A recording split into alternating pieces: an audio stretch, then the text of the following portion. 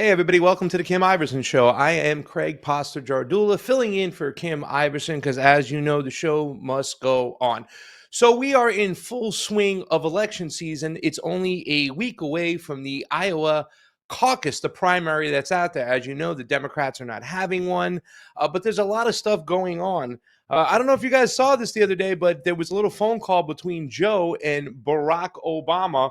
Obama made a call to Joe Biden, to Sleepy Joe. And apparently that's why he made the call, because Joe Biden seems to need some waking up. So we have an article talking about why this happens, because a lot of people are kind of questioning, why do we have to wake Joe Biden up when he got 81 million votes last time? But Obama called, and this was from the Washington Post.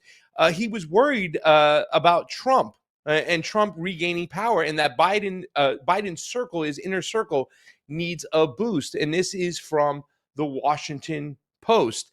It's talking about the fact that Obama made this phone call to Joe Biden and told him he needs to wake up, that he is being too zen over there, and talk with some of his inner circle. And like I said, there's 81 million people out there that voted for Joe Biden last time. So the question is, why was this phone call made?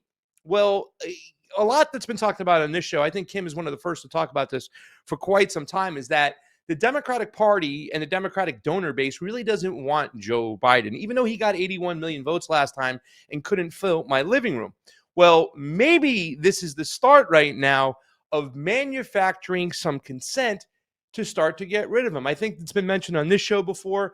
I've heard Garland Nixon mention it on his show too as well, that they want to possibly come and bring somebody in at the last second to remove Joe Biden and kind of implement one of their chosen ones.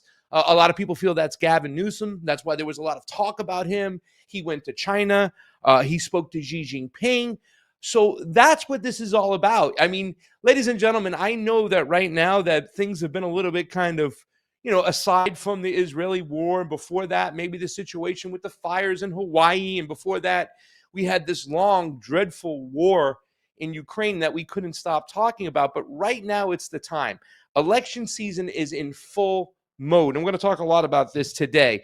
So, Joe Biden gets a phone call from Barack Obama, who's kind of whipping up a lot of stuff. You might have also seen some stuff online too as well. They seem to be bringing out people like Michelle Obama. So that's another one. If I had to rank them, I'd say that Pete Buttigieg would be number 3. I'd say that number 2 would be Michelle Obama. And number 1, I think your choice is going to be, of course, Gavin Newsom, with that hair and that presidential look. So that's what's going on right now. We have Sleepy Joe getting a call from Barack Obama.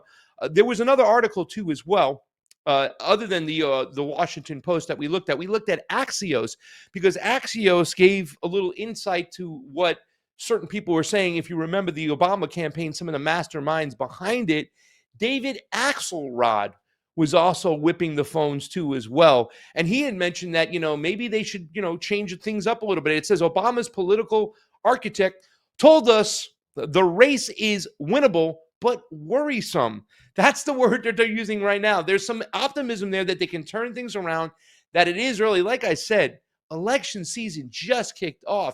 We're almost just a week out from what's going on, from the first primaries out there. So this is what they're going to do.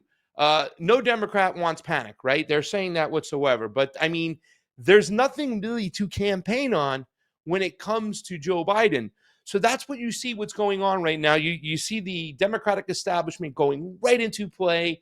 Obama's making the phone calls, which a lot of people think that Barack Hussein Obama is one of the masterminds behind Sleepy Joe Biden. But it's going to be very interesting. And I think a lot of things that were talked about on this particular show right here, when it comes to Joe Biden, I know Kim has talked about Gavin Newsom coming into play, but it's what that man, Barack Obama, who appears to be running the wing that's in control of the Democratic Party, all his cohorts like David Axelrod and all these other insiders, they're whipping up some noise. So first, what we're going to see is you're going to see something like this.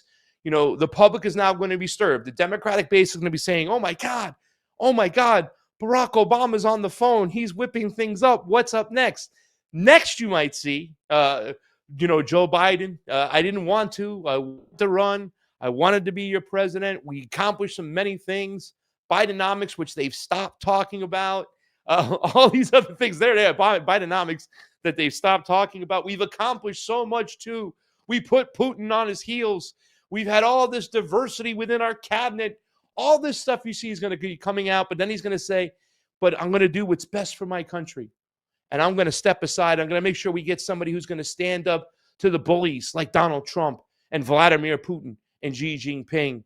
And he's going to step aside. I think what Kim called when she said they're going to wait to the last second to do it, because if they did it right now, that would cause a lot of chaos. But in many states, it's only Biden on the ballot. In Florida, where I'm at right now, he's the only person on the ballot, despite Marianne Williamson and other candidates that you probably wouldn't even heard about that have got the right to run in a Democratic primary process. However, this is the beginning of the end, and this is where it's going to start getting exciting, guys. So watch for these moves to be made.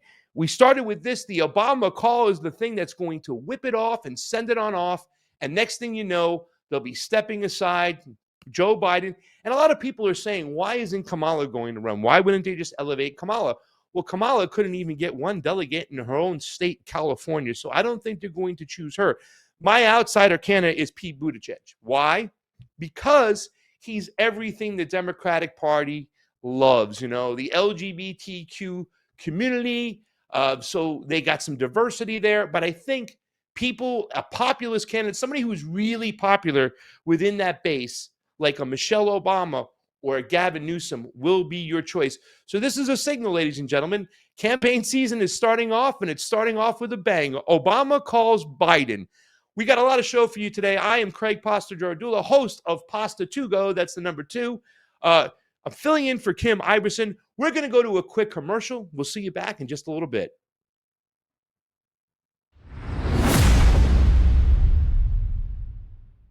I do want to tell you about Field of Greens. You guys know that I love this stuff. It is a fine powder made from dehydrated whole fruits and vegetables, and they carefully select exactly which fruits and which vegetables to put in the mix so that you get the most nutrients in the diet that you're supposed to, you're supposed to be getting all your fruits and vegetables. But I know it's really, really difficult to do, and especially when you don't have to and you'd rather eat chips and cookies and all these other things, it's tough. I get it. So Field of Greens is a great way to get all your fruits and veggies into your diet. You will feel better when you drink this. Your skin will thank you. Your hair will thank you. You'll sleep better. Your cholesterol will thank you. Everything will be better when you're getting all these nutrients in your diet. So get Field of Greens by going to fieldofgreens.com. Use the promo code Kim and get 15% off. I do recommend the lemon lime flavor. I think that tastes the best. It tastes like iced green tea mixed with lemon. Again, fieldofgreens.com. Use that promo code Kim to get 15% off your first order.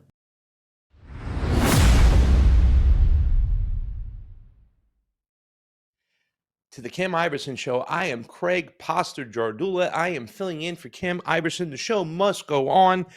It's election season, ladies and gentlemen. It just officially started. Christmas is out of the way. New Year's is out of the way. We have the national championship tonight being played, but after that's done, it's election season. All eyes are on Iowa.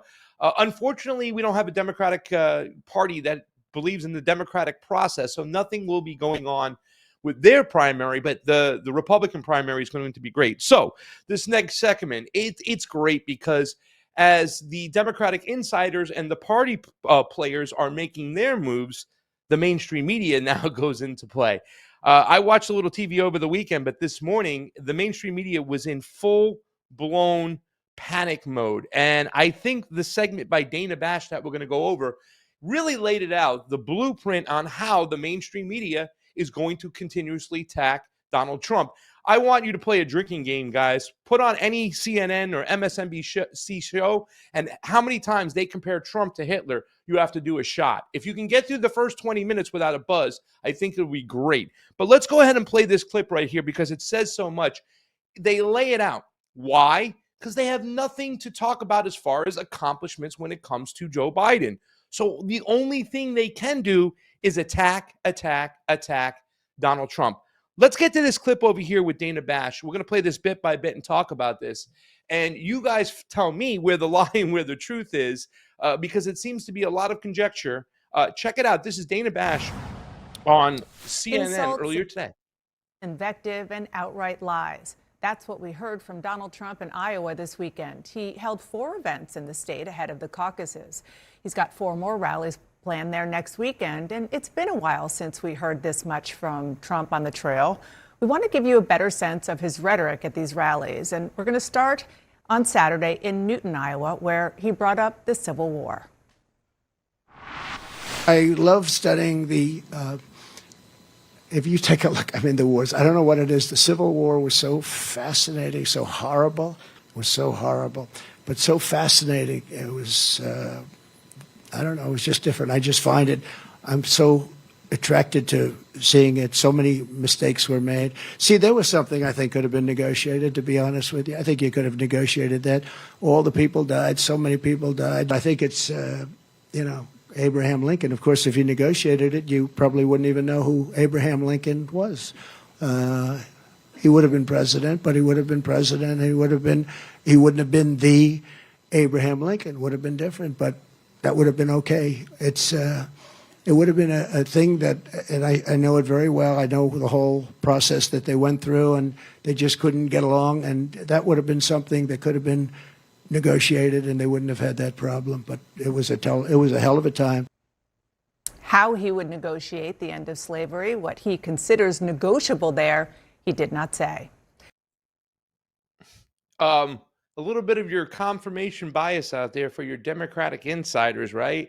Oh, he doesn't care about slavery. The fact that slavery was ended, we needed to fight that Civil War no matter what, to make sure we end slavery. He's a racist, Donald Trump. That's what they're going to say. Ladies and gentlemen, I don't know if you know this. A lot of people, when they're asked that question, if you're playing Trivia Pursuit or you're just talking or doing a crossword puzzle, and maybe you might get the question, in which war did we lose the most American lives? It is the Civil War. Every single war, if there's a chance to negotiate out, every single war, if there's a chance to stop the killing and the bloodshed, there should be. And, what he was just doing was just talking about the fact, and I think this is something that it's a little crazy that the Democrats did worse than Donald Trump and the Republicans when he was in office, and that's the art or the act of war. The Democrats, as soon as Joe Biden got into power, we were going to war with Russia. Everything that happened in Kiev in 2014 came to fruition with that little pause when Donald Trump was there. He didn't take the bait. He did kill Soleimani, but he didn't take the bait and attack Iran. And even though he didn't end any wars, he didn't start any new ones. Well, Joe Biden is like, hold my beer when it comes to starting new wars. He started one in Kiev. He's backing Israel up all the way. He is war friendly. Joe Biden has been for war since he's been in office since 1973. There hasn't been a war that Joe Biden hasn't loved. So when Donald Trump is having this rhetoric right over here and he's talking, what's wrong with that?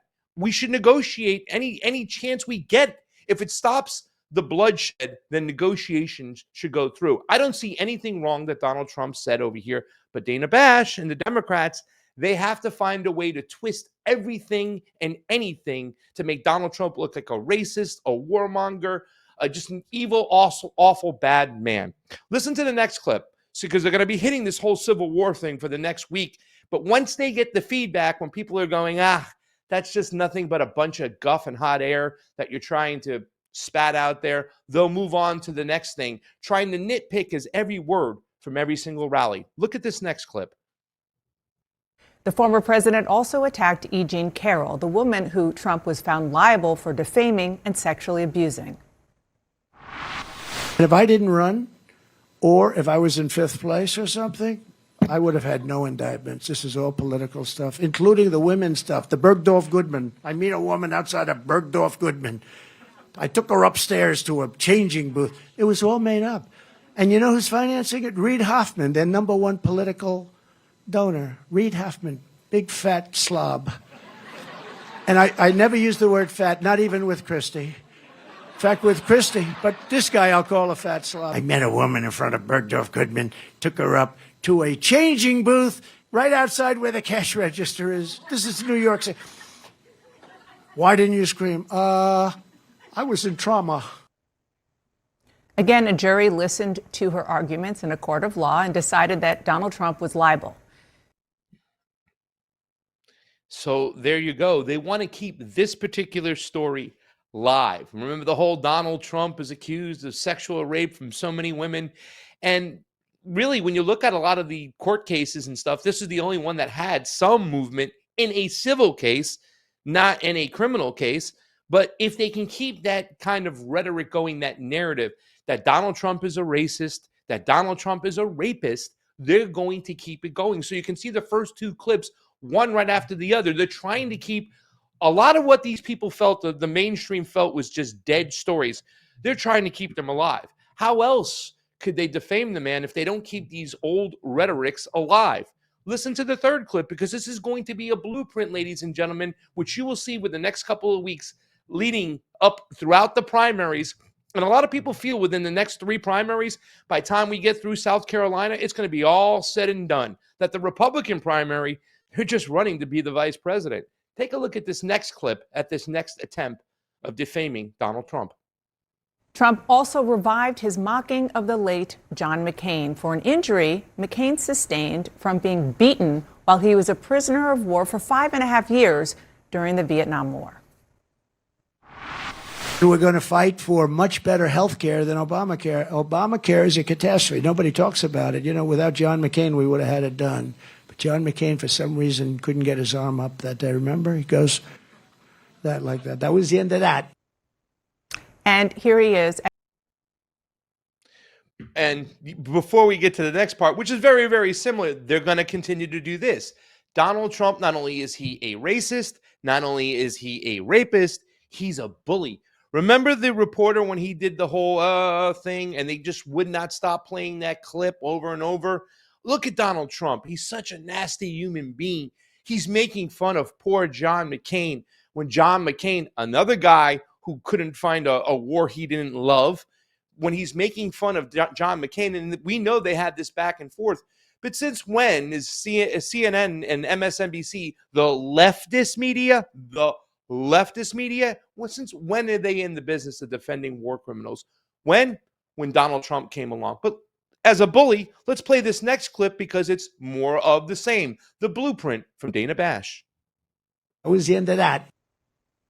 And here he is at two rallies talking about President Biden, who had a well-known stuttering problem when he was younger. Crooked Joe is staging his pathetic fear-mongering campaign event in Pennsylvania today. Did you see him? He was stuttering through the whole thing. He's going to, he's a threat to democracy. I'm a threat. They've weaponized government. He's saying, I'm a threat to democracy. He's a threat to democracy. Well, okay. Couldn't read the word. He says, I'm a dictator. It's so insulting. You know, actually, it's insulting. But he's a threat. You know, he's a threat to he doesn't even know what the word means. He's a threat to democracy. Define democracy, Joe. That's not a fair question. No, the guy can't find steps to a platform. He makes a speech. He can never find the damn steps. Look, the steps, or you jump out the front if you have to. You can't do that. You have to leave. You know, when you make a speech, his speeches last about 3 minutes. You know why? Because he runs out of fuel. He runs out of fuel. The fuel doesn't last very long. Show me the lie. Every single time we see Joe Biden on the stage, we just hope the fact that he can find the right way off. Joe Biden, oh my Lord. I mean, Donald Trump, you know, is telling it like it is. I mean, show me the lie there. I think a lot of us are embarrassed that Joe Biden is the representative of the United States, that Joe Biden is our president, and Donald Trump is just doing what any political opponent would do. This guy is running out of gas. Is he even calling the shots? Does Joe Biden know where he's at? Ladies and gentlemen, there's highlight films of Joe Biden falling down on Air Force One numerous amounts of times. So they're doing this because they have nothing to run on themselves. And they're hoping that the United States populace will pay attention to more of the negative rather than the positive. So, I mean, even when you have to line these candidates up, Trump versus Joe Biden, I still think there's a lot more positives coming out of Donald Trump. Not saying that I would vote for him or he's my guy, but the Democrats and Joe Biden had nothing to run on. So that's why Dana Bash and CNN and MSNBC, and if you turn the channels, ladies and gentlemen, on mainstream media, you'll see the same type of rhetoric across the board. But wait, there's more. We got to also make sure we pay attention to all these lawsuits that are going on, the way they've weaponized the State Department, right? So let's play the rest of this clip from Dana Bash. And this is Trump repeating his praise for the authoritarian ruler of China, Xi Jinping. Somebody asked me, is President Xi of China? Now, he controls 1.4 billion people ruthlessly. Ruthlessly. No games, right? They said, is President Xi of China a brilliant man? I said, yes, he is. He's a brilliant man. Next day, Trump said President Xi is brilliant. I said, yeah, I did. They want me to say, no, he's not a very smart guy. You know, he just runs 1.4 billion people with an iron fist. Donald Trump and the Republicans are anti-China as can be. Even their new populist guy, Vivek Ramaswamy, is anti-Trump. But how crazy is that the Democrats are trying to anti-China Donald Trump, trying to be more hawkish and bullyish on China than Donald Trump. It's just crazy. You know, even when Donald Trump says the China virus, you know, I think that's out of line. But here are the Democrats, the leftist media, being more pro-war than Donald Trump and the conservatives. Everything is turned upside down. And finally, the last clip and the last part of this right over here, the blueprint on how to go after Donald Trump, because you got nothing positive, nothing at all to talk about in a positive manner when it comes to Joe Biden. And he spent time at multiple rallies downplaying the insurrection on January 6, 2021, defending those who rioted, defiled the Capitol, and tried to stop the peaceful transfer of power.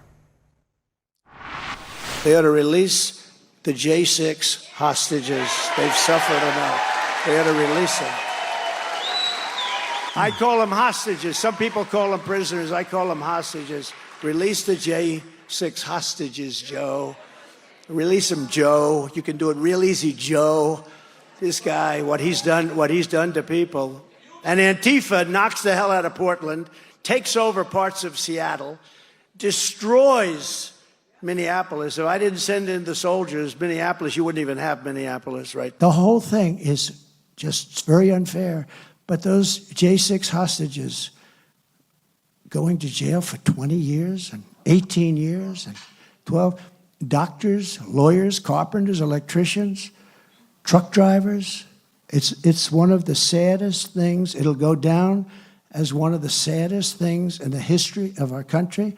And they went there to protest a rigged election. And now when the facts are in, they see it is a rigged election. You saw the numbers come out last week. It was a rigged election. And those people have to be, many of them, I guess there's some. By the way, there was Antifa, and there was FBI. There were a lot of other people there, too, leading the charge. Leading the charge.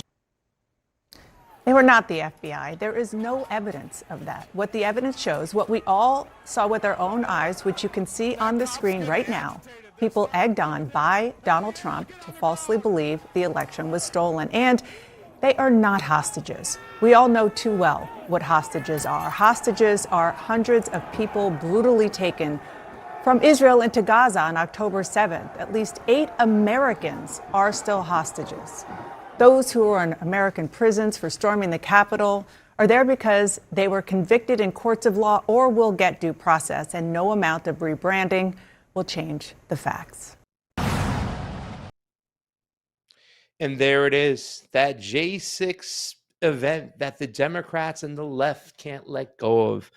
Ladies and gentlemen, I happened to be at the Capitol that day, and I can tell you that it was not an insurrection. What happened? A lot of pro-Second Amendment gun nuts forgot to bring their guns when they're trying to overturn the Capitol. And listen, this is a brilliant move from Donald Trump. A lot of his supporters felt he dragged his feet when it came to the J6 hostages, which he's calling them now, not prisoners. And I've met people like Ashley Babbitt's mom and a lot of the husbands and wives whose loved ones are locked up for what happened on that day. And I think a lot of people on the populist right believe that that was not an insurrection whatsoever. yes, it's confirmation bias that they keep repeating about the J6 situation as an insurrection, but that's only a small amount of the public that really believes it. Even the independents that are leaning left and leaning right now, they don't even believe that it was an insurrection. And a lot of people do believe, as they see these Ray Epps tapes and situations of others like the Oath Keepers, that there were a lot of feds there that day. So when he's saying this, he's actually winning a lot of points, not only from his base, but from people who feel like they're overplaying this card when it comes to J6. Not even Alexandria Ocasio-Cortez crying is going to help them in this situation. But they have to nitpick on every little thing he says, because why? The left and the Democrats, including Joe Biden, have nothing to run on. Most of the country feel that Joe Biden has failed. His disapproval rating keeps shooting up, and his approval rating from the Democrats keeps shooting down. So I think this is a genius move by Donald Trump to call these prisoners hostages. And even though they say that they'll get their due process in courts, a lot of people feel it's been unjust, that they haven't gotten due process, that they've been locked up too long. So watch every single rally, everything he goes to, they're going to try to give their confirmation bias to their base. They're going to keep repeating their lies and hope it sticks, because they have nothing to hold on to right now. And it looks like Donald Trump will be back in play. Okay, that's it for right now. We're going to go to a quick commercial. We'll come right on back. We'll see you in just a second.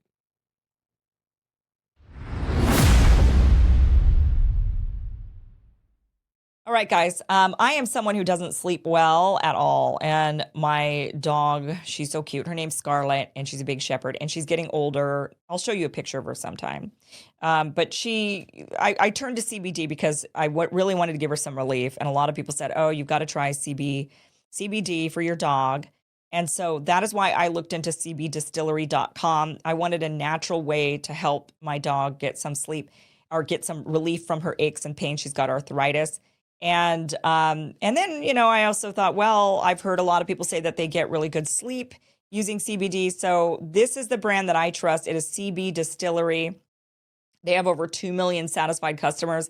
90% of customers report that they sleep better with CBD. 81% said CBD helps them with stress. 80% said CBD helps with aches and pains after physical activity. So if you struggle to get a good night's sleep like me, or if you're dealing with too much stress and you need some stress relief, or if you suffer with pain and discomfort, especially after physical exercise, or you've got an older animal who's your best furry friend, then go to the source that I trust, and that is cbdistillery.com. You will get 20% off your order when you enter my name, Kim, at checkout. No prescription required. That is cbdistillery.com, promo code Kim for 20% off your order. Check it out.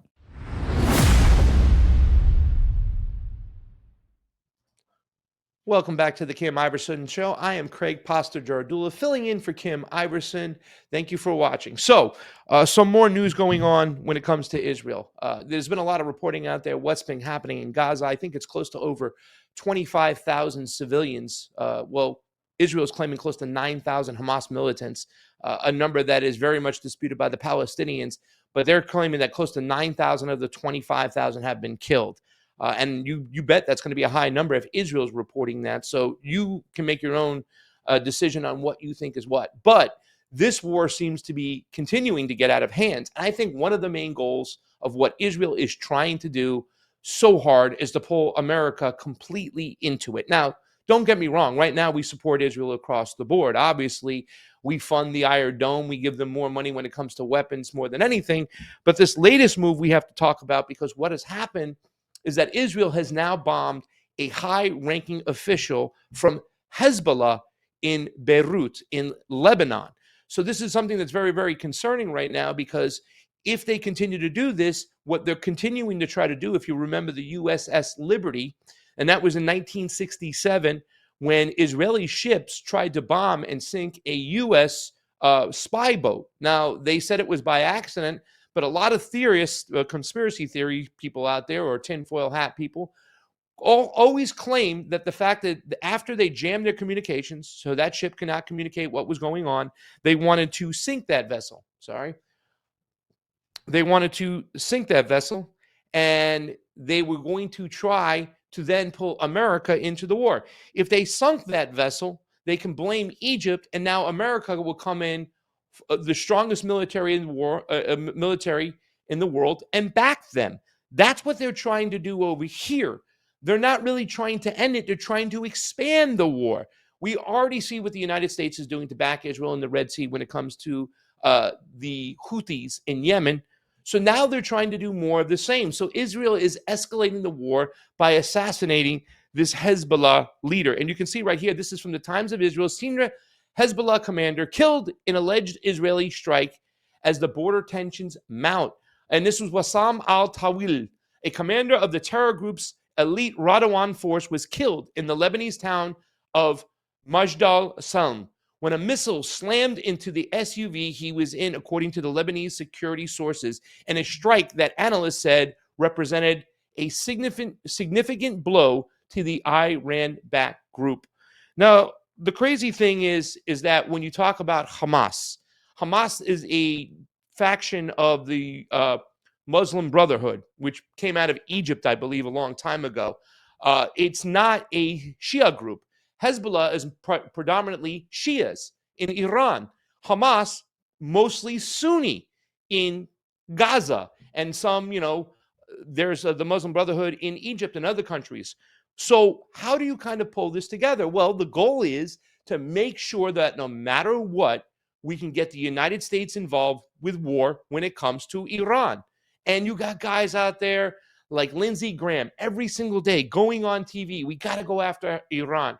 We got to go after Iran. If we don't go after Iran, Iran's behind this. I mean, it made a lot more sense when you say the Houthis were being backed by Iran than Hamas being backed by Iran. But they're not going to stop and not try. They're going to try their butts off to get United States to come in completely in a full-out war when it comes to Iran. So that's the goal here right now, ladies and gentlemen, is to pull them in. That's why this war is escalating. And you'll hear Israeli officials every day go on TV. We want to end this war. We want to get to peace. We want to stop the bombing and the killing. We hate killing civilians going after Hamas, but they're being used as shields and whatnot. But if they're saying that, why aren't they showing actions that show they do want to end this war? They're doing the opposite. They're trying to escalate the war here. So this is something we pay attention to now. Now, also in Qatar, we had a situation where leaders were talking about Hamas leaders that were also bombed and killed. And that's a big issue too as well, because if we're going to try to negotiate out of this situation, Qatar tells hostage families that Israel is killing of Hamas officials in Beirut complicates negotiations. So now we have a whole situation where they're bombing other leaders and other high officials from not only Hamas, but Hezbollah and other countries. And now Qatar, who's trying to act as a buffer to try to find peace to this war too as well, is finding themselves having a hard time. So we don't have this situation de-escalating. We actually have this situation escalating. It's something we have to pay very, very close attention to because it could get seriously out of hand at this point. So just pay attention to that, ladies and gentlemen. That's what's going on right now. Hezbollah has now been a commander of Hezbollah has been bombed in Lebanon. And now the situation with the commanders of Hamas being bombed too as well, it's just complicating things even more. So that's what we have going on, ladies and gentlemen. The situation is not getting better. It's actually getting worse. We need to continue to watch this. We have to continue to watch what's going on in the Red Sea. It looks like right now only the Houthis of Yemen are stepping up to help the Palestinians, and we need more of that. I am Craig Pastor Jardula. I'm filling in for Kim Iverson. We're going to go to a quick commercial, and we'll be right on back.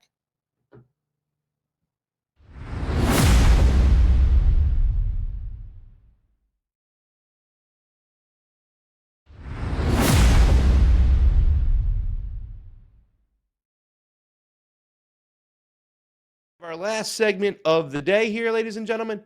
So, I used to talk about Epstein quite a bit on my channel back in the day. And quite some time ago, we would talk about Epstein's relationship with certain leaders out there, certain heads of state. One of those leaders was Ehud Barak, the ex-Israeli prime minister. And I think it's kind of interesting when you look at this situation too as well, because there's been a lot of talks on this show that Kim Iverson, she had Alan Dershowitz on not too long ago. And she had questioned Alan Dershowitz, right, about his knowledge, of Jeffrey Epstein and the Mossad, and he denied it. He said that Jeffrey Epstein had no connection with the Mossad whatsoever. But Ehud Barak was found to have close ties with Jeffrey Epstein. This is something people have talked about for quite some time. Well, with the new release of information that just came out from the civil case not too long ago, it was confirmed. Ehud Barak did have a serious relationship with Jeffrey Epstein. He always denied that he wasn't getting girls and whatnot.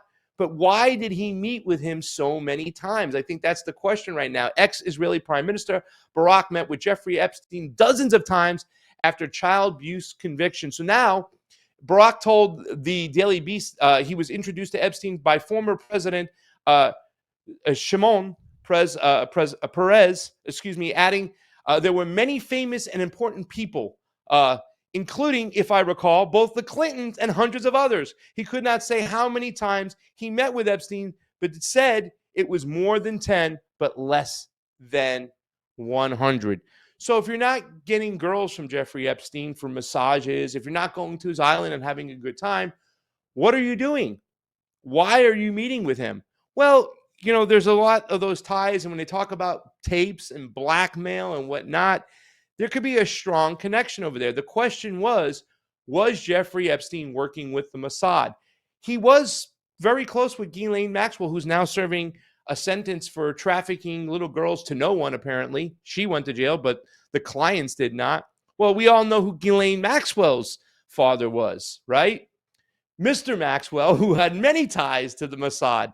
So, I mean, it just seems like this is all coming to fruition at this point right now. Cat is out of the bag. Ehud Barak and his relationship with Jeffrey Epstein has been confirmed so many times. He's even confirmed. He said he's met with him more than 10 times, but less than 100. So I think that we have to understand and ask questions why. But there was more things in that particular the releases going on. If you look at this Sky News article over here, the court document alleged sex tapes taken of Prince Andrew, Bill Clinton, and Sir Richard Branson by Jeffrey Epstein.